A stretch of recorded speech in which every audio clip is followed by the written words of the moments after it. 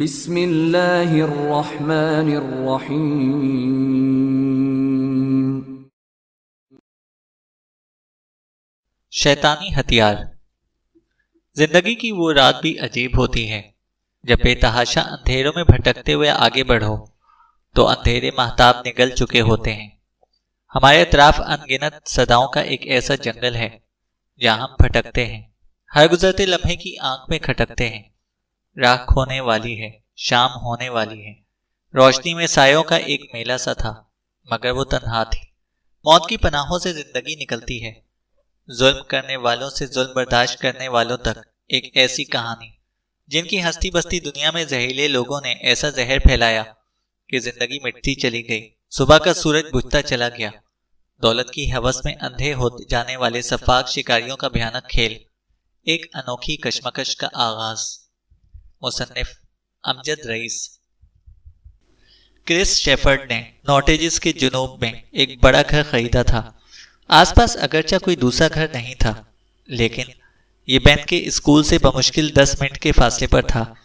इलावाजी यहाँ से अस्पताल भी करीब था, लेकिन थोड़ा एवलोन में रुकना चाहती थी। वो वहाँ तामीराती मामलात में खुद ही दिलचस्पी लेती थी। बेन वहाँ से मजीद करीब था। क्रिस शेफर्ड को वहाँ जाने का बहुत कम मौका मिलता था। डॉक्टर क्रिस ने अपने घर को वीडियो प्रोडक्शन हाउस में तब्दील कर दिया था। पुराना शौक था जब वो कॉलेज के ज़माने में डॉक्यूमेंट्रीज बनाता था। मेडिसिन में आने के बाद शौक के लिए वक्त निकालना मुश्किल हो गया। नॉटेजेस में डॉक्टर टॉम केट से मिलने के बाद पुराने शौक ने फिर सर उठाया था। डॉक्टर टॉम का शुमार इन डॉक्टर्स में होता था जो मरीज पर गैर मामूली तवज्जो देते थे। टॉम सवालात बहुत करता था और मरीज की कहानी सुनने के लिए घंटों हमातन गोश रहता था। हालांकि उसकी उम्र 73 बरस थी, वो दौलत से ज्यादा मरीज और अमराज में दिलचस्पी रखता था। यही वजह थी कि अमूमन अस्पताल से वो सबसे आखिर में रुखसत हुआ करता था। डॉक्टर क्रिस ने अपने स्टूडियो के फ्रिज से वोडका निकाली और कंप्यूटर के सामने बैठकर अपनी ही फिल्मों के मनाजिर देखने लगा। जज्बात में मद्दोजहर की कैफियत थी। आज सुबह तक वो अपनी जिंदगी से मुतमईन था, लेकिन अब इसकी बहिश्त जीस्त उजड़ती नजर आ रही थी। अलेक्जेंड्रा मोर्स ने उसके दिमाग में शक का संपोलिया छोड़ दिया था। सब कुछ बदलता नजर आ रहा था। ओ गॉड, ओ गॉड, उसने सर पीछे को गिरा दिया। क्या मैंने कुछ खराब कर दिया है? आवाज में तशवीश थी।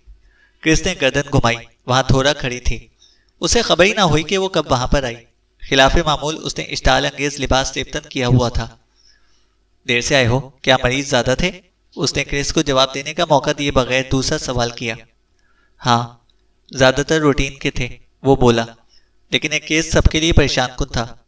डॉन एलन ने टॉम से राय मांगी और टॉम ने मुझसे कंसल्ट किया। क्रिस ने कहा। थोड़ा की आंखें फैल गईं। मुझे यकीन नहीं आ रहा, लेकिन मैं तुम पर फख्र करती हूँ। वो दोनों कुछ भी हों, क्रिस तो क्रिस है। वो शौहर के साथ बैठ के आ गई। अब उसकी जबान की बजाय हाथ हरकत कर रहे थे। मिनटों में उसने डॉक्टर को बेकाबू कर दिया। अदाए दिल बड़ी के साथ खुद रफ्तगी दिल बढ़ी। दिल की धड़कन बढ़ती गई। तोहमात और तकलीफ राजो न्याज की नजर होने लगे। दिल का मामला था, निगाह की फसूकारी, जुनून की होशियारी, ख्वाब था या आलम बेदारी। जज्बात का भौचाल सर्द पड़ चुका था। आज तुम उखड़े उखड़े से थे। अस्पताल में कुछ हुआ था? थोरा ने कहा। ऐसा तो कुछ नहीं था, क्रिस मुस्कुराया। ओह, एक बात मैं भूल गई, कुछ पूछना था तुमसे। लोरा कीनिंग इस हफ्ते एलोवियान जा रही है। तुम्हें ग्रीनवुड का वो होटल याद है, डेल्टा में, स्पा के लिए? वो मुझे भी साथ लेकर जाना चाहती है। अगर तुम कहोगे तो नहीं जाऊंगी, थोरा ने पूछा। क्रिस फिर जबरदस्ती मुस्कुरा दिया। उसके दिमाग में मिस मोर्स के अल्फाज गूंजने लगे। क्या तुम्हारी बीवी अनकरीब शहर से बाहर जाने का प्रोग्राम बना रही है? तुम जा सकती हो, बेन को छोड़ दो और एंजॉय करो, क्रिस ने कहा।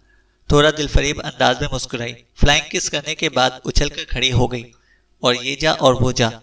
ताम फौरन ही वो दोबारा नमूदार हुई। उसने अपना एक हाथ कमर के पीछे किया हुआ था। तुम्हारे लिए सरप्राइज है, वो बोली और आगे हाथ किया।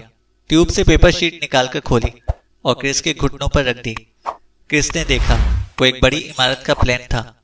7000 स्क्वायर फीट, तकरीबन मुकम्मल। ये क्या है, जिम खाना? क्रिस ने पूछा। थोड़ा ने कहकहा लगाया। क्रिस के रुखसार पर बोसा दिया। ये जदीद तरीन वीडियो प्रोडक्शन स्टूडियो है, उसने कहा। तुम संजीदा हो? क्रिस ने पूछा। हाँ बिल्कुल, बहुत कीमती है। मैं नहीं चाहती कि तुम्हें बार बार यहाँ उजाड़ जगह पर आना पड़े, थोरा ने कहा। डॉक्टर क्रिस ताज्जुब का शिकार था। दफतन फिर एलेक्जेंड्रा मोर्स उसके तस्वुर में दर आई। जिमी के जरिए एलेक्स को मालूम हो गया था कि बिल ने कोई मुलाजमा रखी है और वो पूछ रहा था कि वो रोज क्यों नहीं आती। एलेक्स ने उसे मुतमईन किया और बातों बातों में नाम मालूम कर लिया, मिस हेमंड। जिमी जानना चाहता था कि आंटी एलेक्स वहां क्यों नहीं आती। एलेक्स ने फिर गोलमोल जवाब देकर मौजू बदला, ताहम गुस्सा उसे बेकाबू कर रहा था। जिमी शिकायत कर रहा था कि डैडी को उससे नहीं बल्कि अजनबी औरत से दिलचस्पी है। वो मुतालबा कर रहा था कि आंटी इसे वहां से ले जाएं। वादा करने के बाद एलेक्स ने इधर उधर की बातें करके राब्ता खत्म कर दिया। वो फैसला कर चुकी थी कि आखिरी हद तक जाएगी, चाहे मुलाजमत से हाथ धोना ही क्यों ना पड़े। डॉक्टर एल्डन ट्रेवर पार्क में जा रहा था। बड़ा सा सर नीचे की जानिब था। वो परों की तलाश में था। उसके एक हाथ में नाइक का डुफल बैग था, दूसरे हाथ में हाथ की लंबाई जैसा डिवाइस था जिसे आम अफराद कचरा उठाने के लिए इस्तेमाल करते थे। लेकिन डॉक्टर ट्रेवर कोई आम आदमी नहीं था। वो डिवाइस को मुर्दा परिंदे उठाने के लिए इस्तेमाल कर रहा था। परिंदे उठाकर वो इनको जिप वाले डफल बैग में मुंतकिल कर रहा था। वो सुबह तड़के से पार्क में मौजूद था। उसके बैग में 3 चिड़िया और एक अबाबील महफूज हो चुकी थी। इतनी सुबह उसने अब तक सिर्फ 2 अफराद को देखा था। दोनों जॉगर्स थे। डॉक्टर ने दोनों को हैरान किया था। वजह उसका हुलिया था, कद 6 फीट 3 इंच, सीना किसी बैरल के मानिंद, सर पर कोई बाल नहीं था, जबकि दोनों हाथों पर इतने बाल थे कि बाजू बमुश्किल नजर आ रहे थे। चेहरे पर बड़ी सुर्खी माइल दाढ़ी थी, आंखें चमकदार और नीली। जिस अस्पताल में वो काम करता था वहां मस्तूरात उसे हैंडसम, जबकि बाज उसको बदशक्ल और बदहैयत करार देती थी। उसके बाएं रुखसार पर पैदाइशी दाग था। जब सूरज की किरणों ने दरख्तों से झांकना शुरू किया तो तीसरा फर्द भी नजर आया। वो एक खूबसूरत दौड़ में मसरूफ लड़की थी। वो डॉक्टर ट्रेवर से फासला रखकर गुजर गई। लड़की के जाने के बाद डॉक्टर घुटनों के बल बैठ गया। सर्जिकल ग्लव्स चढ़ाकर जराही के लिए इस्तेमाल होने वाला निश्तर, सिरिंज और मखसूस कल्चरल डिश निकाली। बादशाह उसने चिड़िया का सीना चाक करके सिरिंज की मदद से जिगर से खून खींचा और मुर्दा चिड़िया को झाड़ियों में फेंक दिया। अब उसने पेट्री डिश खोली जिसमें मुर्ग का अधूरा बच्चा था। जरासीम से पाक रुई लेकर हासिल करदा कुछ खून मुर्गी के अधूरे बच्चे पर मल दिया। फिर डिश बंद करके डफल बैग में महफूज कर ली। जहां उसे चिड़िया फेंकी थी वहां से सराहट ने उसे चौंका दिया। उसने बैग एक तरफ को रखा और मोहतात अंदाज में ऊंची नीची घास की तरफ बढ़ा। बोसीदा लकड़ी के तने के करीब वो साकित हो गया। वो जान गया था। उसने आहिस्ता से तना उठाया। सांप को देखकर उसका दिल खुशी से फड़फड़ाने लगा। वो ईस्टर्न कोरल स्नेक था। जितना खूबसूरत था उतना ही जानलेवा। उसके बदन पर 3 किस्म के गोल दायरे थे, सुर्ख, जर्द और स्याह। अमेरिका का सबसे शर्मीला सांप। ट्रेवर ने कमान से निकले तीर के मानंद हाथ बढ़ाकर उसे सर के पीछे से पकड़ लिया, हवा में बुलंद किया। सांप का बकिया जिस्म ट्रेवर के बाजू के गिर्द लिपटता चला गया। कोरल की हलाकत खेजी उसके मखसूस खतरनाक जहर में थी।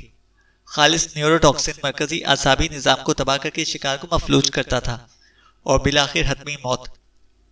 ट्रेवर की तारीख सांपों के साथ बहुत पुरानी थी, जो उसके बचपन तक फैली हुई थी। वो सांपों को शैतानी आवागौन ख्याल करता था। कदीम रोमन उसके जहर को मौत और शफा दोनों के लिए इस्तेमाल करते थे। मौत के लिए जहर की ज्यादा मिकदार और शिफा के लिए मखसूस कम मिकदार। ट्रेवर ने सांप को चेहरे के करीब किया। जिंदगी और मौत उसके हाथ में थी। फिर उसने ईस्टर्न कोरल को बैग में डालकर जिप खींच दी। जैक्सन के ग्रेट कैपिटल डोप को इमारत ने घेरा हुआ था।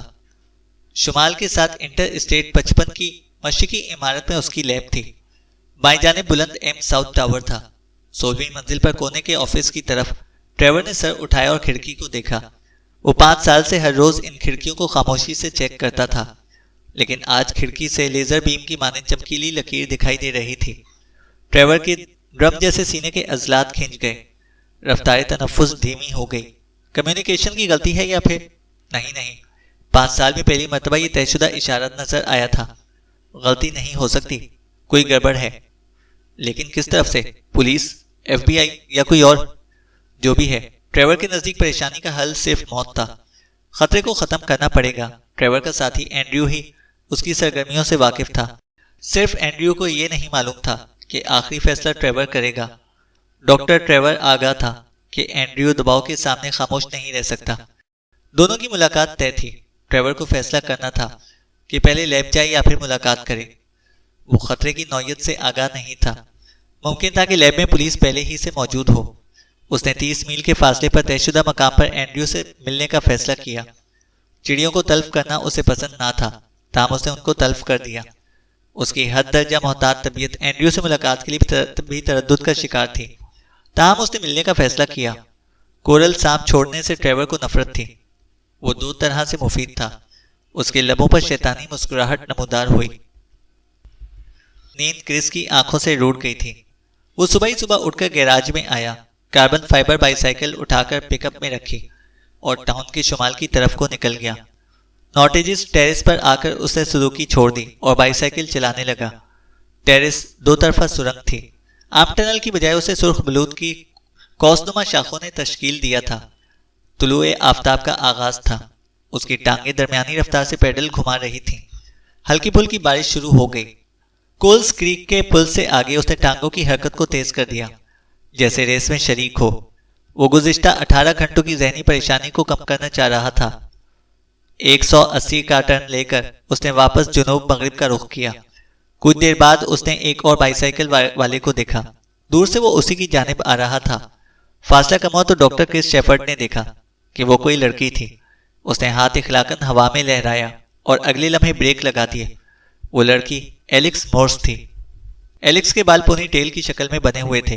वो एक गज के फासले पर डॉक्टर क्रिस के करीब रुक गई। गुड मॉर्निंग डॉक्टर, एलेक्स ने कहा। तुम यहाँ क्या कर रही हो? क्रिस ने पूछा। ये अच्छी जगह और मौका है बात करने के लिए, वो बोली। तुम्हें मेरी मौजूदगी का पता कैसे चला? एलेक्स ने मुस्कुराने पर इक्तिफा किया। मैं कल के मौजू को छेड़ना नहीं चाहता, क्रिस ने कहा।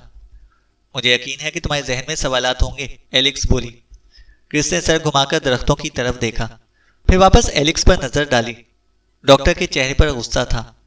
हाँ, पहला सवाल यह है कि तुमने क्या मेरी बीवी को बताते खुद लॉयर के दफ्तर में जाते देखा था? क्रिस ने कहा। नहीं, वो दूसरा एजेंट था। उसने लाइसेंस प्लेट का नंबर भी नोट किया था। एलेक्स ने थोड़ा का हुलिया और ड्रेस के बारे में भी बता दिया। क्रिस के जबड़े भेंच गए। एजेंट थोड़ा का हालिया रवैया मेरे साथ ऐसा था कि तुम्हारी कहानी पर यकीन करना नामुमकिन है, क्रिस ने कहा। एलेक्स ने कदरे हैरत महसूस की और बोली, क्या हम कुछ देर साथ रह सकते हैं? मुझे यकीन है कि मैं तुम्हारा वक्त ले सकती हूँ। तुम्हें मायूसी नहीं होगी, एलेक्स ने कहा। क्रिस जानता था कि वो एजेंट को छोड़ के जा सकता है, लेकिन अनजानी हिस्स उसे रोक रही थी। कुछ देर बाद वो दोनों साथ साथ बाईसाइकिल चला रहे थे। मुझे ये तस्लीम करने में कोई आर नहीं कि तुमने जो कुछ बताया था उसके बाद मैं सोचे बगैर रह न सका। खास तौर पर मैंने तिबी पहलू पर गौर किया था। जिन अमवात को इस लॉयर के साथ मुंसलिक किया जा रहा है वो गैर वाज़ेह हैं। क्या हर मौत का सबब स्ट्रोक था? क्रिस ने पूछा। नहीं, ऐसा मेरी बहन के साथ हुआ था, एलेक्स ने बताया। अमवात की दीगर वजूहात क्या थी? क्रिस ने पूछा। एक में पल्मोनरी एम्बोलिज्म और दूसरी मौत का सबब मायोकार्डियल इन्फेक्शन।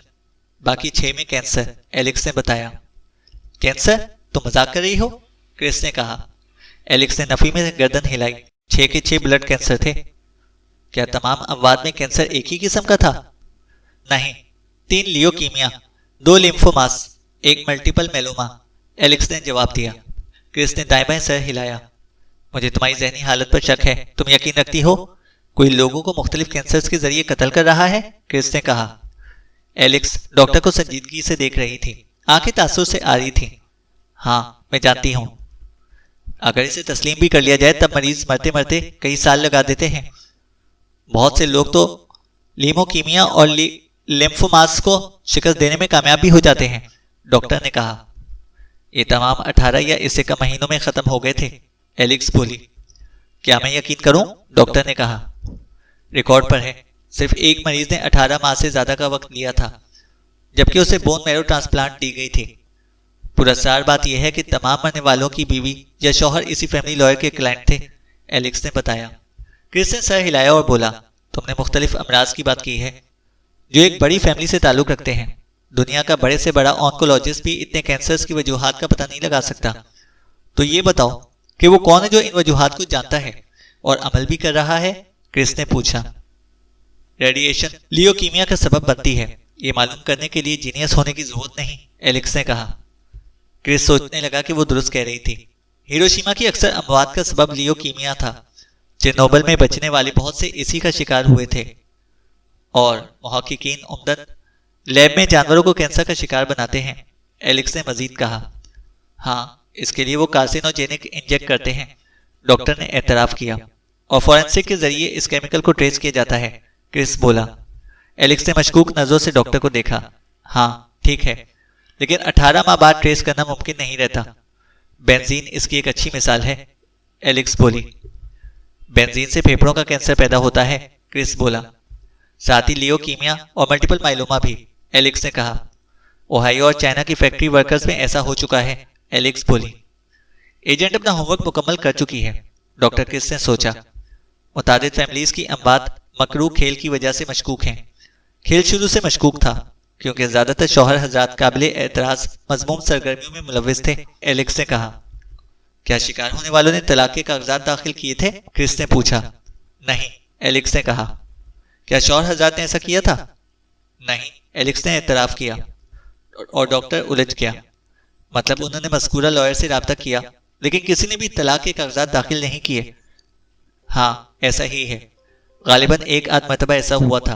हमारा तज्जिया है कि लॉयर दौलतमंद मोटी असामी का इंतजार करता है जो तलाक के लिए हद से ज्यादा रकम खर्च करने के लिए तैयार हो और जिसे औलाद की तहवील भी दरकार हो।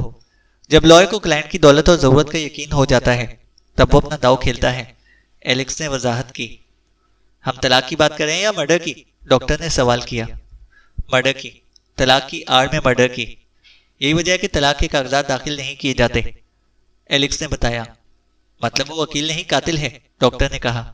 अजीब कहानी है, तुम ये कैसे साबित करोगी? लॉयर मक्कार और हद दर्जा मोहतात है, एलेक्स ने कहा। मुझे तो ये हॉलीवुड की कहानी लगती है। तुम एक भी कत्ल साबित नहीं कर सकती हो, क्रिस ने कहा। ये एक गठजोड़ है।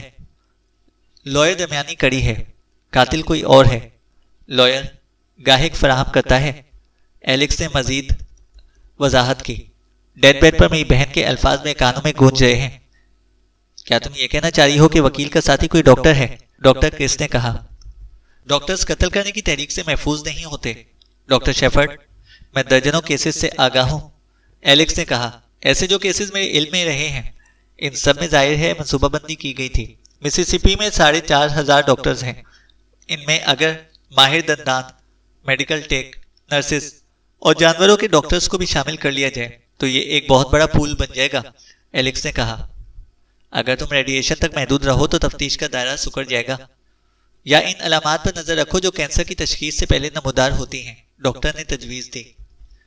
अगर किसी को रेडिएशन का सामना करना पड़े तो जिस्म के खलियात किस तरह रद्दअमल पेश करेंगे, इसकी पेशगोई कोई भी नहीं कर सकता, एलेक्स ने कहा।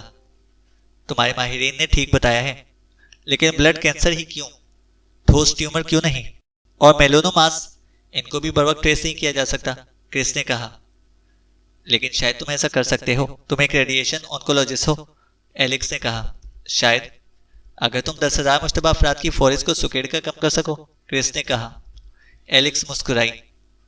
मिसिसिपी के तमाम ऐसे माहिरीन कैंसर को तफ्तीश में लिया जा सकता है, लेकिन ये इतना आसान नहीं है, क्योंकि हमारे पास ही जानने का कोई रास्ता नहीं कि अगले शिकार को डोज कब दिया जाएगा, और हम इनको शामिल तफ्तीश नहीं कर सकते जो जाए वारदात से गैर हाजिर हों, एलेक्स बोली।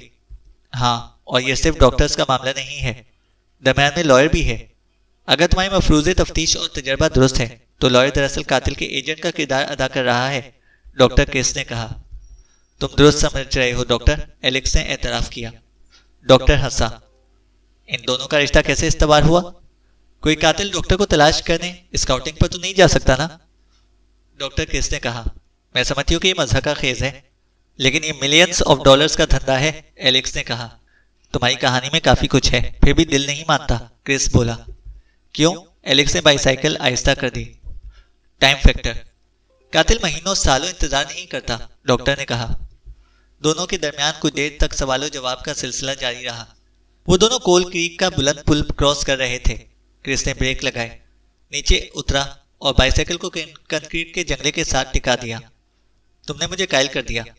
अगर फौरी रिजल्ट को हटा दिया जाए तो कैंसर को बतौर हथियार इस्तेमाल किया जा सकता है, अगर टेक्निकली ये मुमकिन है, डॉक्टर ने कहा। थैंक यू, एलेक्स ने भी बाईसाइकिल एक तरफ लगा दी। वो 50 फीट नीचे नीम आलूदा पानी को देख रही थी, जो बार बार साहिल पर आता और वापस पीछे हट जाता था।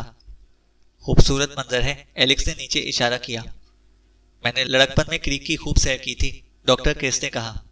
मान ने उसने सर घुमाकर एलेक्स को देखा। वो सब्ज आंखों में झांक रहा था। तुम मेरी जाती जिंदगी में कदम रख चुकी हो और मैं तुम्हारे बारे में कुछ भी नहीं जानता, क्रिस ने कहा। एलेक्स ने असबात में सर हिला दिया। डॉक्टर ने सवाल किया। प्लास्टिक सर्जरी ने काम किया है, लेकिन तुम्हारे चेहरे पर अब भी हल्के से निशानात मौजूद हैं। यह कैसे हुआ? डॉक्टर ने पूछा। बस यही सवाल है, एलेक्स ने कहा। नहीं, और भी हैं, डॉक्टर मुस्कुराया। एलेक्स ने गहरी सांस ली, मुड़ी और फिर पानी को देखने लगी। वो आदमी ब्यूरो में मेरे साथ काम करता था। उसका नाम जेम्स ब्रॉड था। ब्यूरो अक्सर इसे मेरी हिफाजत के लिए चाय वारदात पर रखती थी। जब मैं अगवा को ननकान के साथ मुज़ाकरात में मशगूल होती, वो मेरे मामले में जज्बातियत का शिकार था। मैं उसके खिलाफ नहीं थी, लेकिन वो शादीशुदा था। उसके 2 बच्चे थे, लिहाजा उसे भी मेरे करीब आने का मौका नहीं मिला। अगर ऐसा होता भी तो वो अपनी फैमिली को भी नहीं छोड़ता। मैं अगवा होने वालों को मुज़ाकरात के जरिए छुड़ाती हूँ। मैंने कभी किसी मगवी को ज़ाया नहीं किया। 9 हफ्ते पहले की बात है, जब मुझे एक बैंक की वारदात पर तलब किया गया, जहां 16 अफराद को मगवी बना दिया गया था। ज्यादातर मुलाजिमीन थे।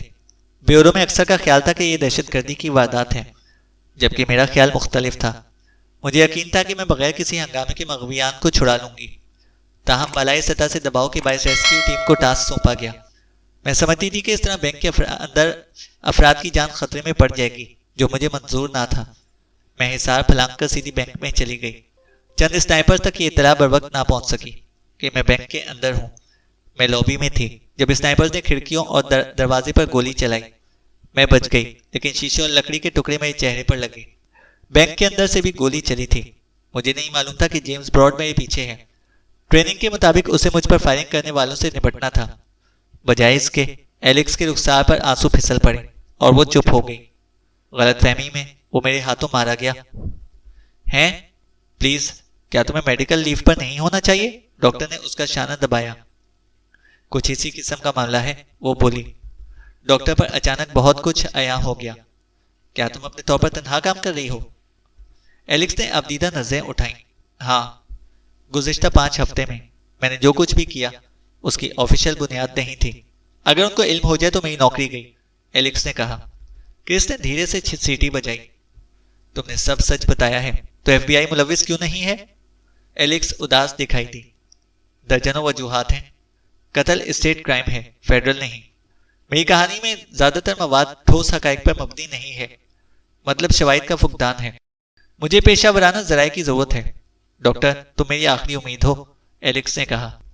अगर तुम तन्हा हो तो थोड़ा को लॉयर के ऑफिस में जाते किसने देखा? क्रिस ने पूछा। Private detective. वो मेरे वालिद मरहूम का पार्टनर था। ब्यूरो के ख्याल में मैं शार्लेट में काम कर रही हूँ। मज़कूरा हादसे के बाद उन्होंने मुझे ट्रांसफर कर दिया था। 5 हफ्तों में मेरी रोजाना की नींद 3 घंटे रही है। ग्रेस के शौहर और लॉयर के ताल्लुकात का इल्म मुझे 2 हफ्तों में हुआ। फिर 1 हफ्ता वो नाम मालूम करने में लगा जिन्होंने लॉयर से राब्ता किया। मजीद 1 हफ्ता इन राब्ताकारों के जीवन साथियों की मौत के लिए खर्च हुआ। मेरा ख्याल है कि ये फॉरेस्ट मजीद तवील हुई। जब मुझे इल्म हुआ कि तुम्हारी बीवी एंड्रयू के दफ्तर गई थी तो मुझे नॉटेजेस आना पड़ा। इसके बाद से, एलेक्स कह रही थी। एंड्रयू कौन? किसने पूछा। वही फैमिली लॉयर। उसका बाप भी लॉयर है। एलेक्स की आंखों में फिर से आंसू निकल आए। डॉक्टर, मेरी मदद करो। मुझे तुम्हारी पेशा वराना मालूमात की जरूरत है, बल्कि तुम्हारी जरूरत है, क्योंकि तुम अगला शिकार हो, एलेक्स ने कहा। अगरचे ये अब तक मेरे लिए चीस्तान के मानंद है, लेकिन मैं तुम्हारी कदर करता हूँ और ताउन भी करूंगा। ताहम एक फर्क है कि यहाँ तुम्हारी दिलचस्पी जाती है, मेरा मतलब तुम्हारी बहन से है, डॉक्टर क्रिस ने कहा। एलेक्स की आंखें सुकड़ गईं। तुम्हारा अपना मामला भी जद में है, सिर्फ तुम तस्लीम नहीं कर रहे हो। शायद तुम मान जाओ अगर मैं बता दूं कि थोड़ा तुम्हें धोखा दे रही है।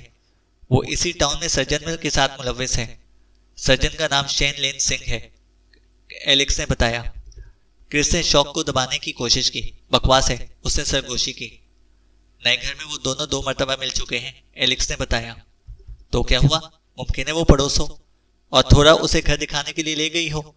वहां कारकुन मसरूफ कार हैं, डॉक्टर ने तौजीह पेश की। इस हफ्ते में वहां कोई कारकुन नहीं था, एलेक्स ने हथौड़ा मारा। क्रिस का चेहरा मुतगय्यर था। वो खामोश रहा। मैं जानती हूँ कि तुम्हें तकलीफ हुई है, लेकिन मौजूदा सूरत हाल में प्राइड तुम्हारा दुश्मन है। तुम्हें हकीकत तस्लीम करनी पड़ेगी, एलेक्स ने कहा। क्रिस ने फिर नीमदिली से एतराज उठाया। अगर मैं गलत हूँ, पागल हूँ, तो कल तुमने FBI को रिपोर्ट क्यों नहीं की, एलेक्स ने कहा।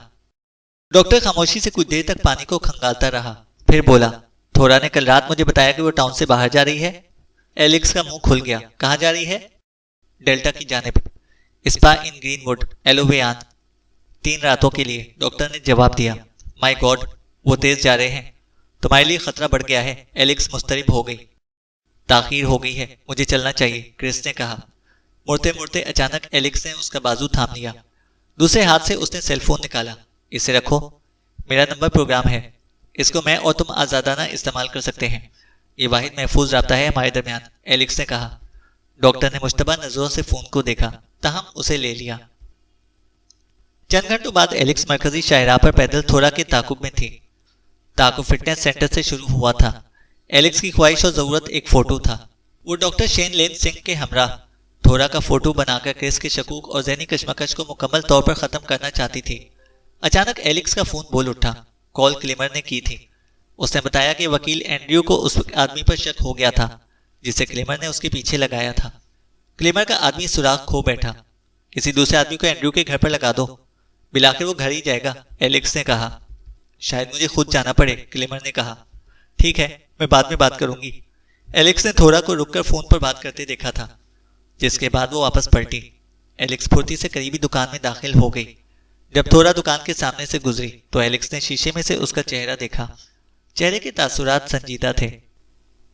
चैनल को सब्सक्राइब करें और बेल आइकन को प्रेस करें ताकि हमारी हर अपडेट आपको बर वक्त मिल सके।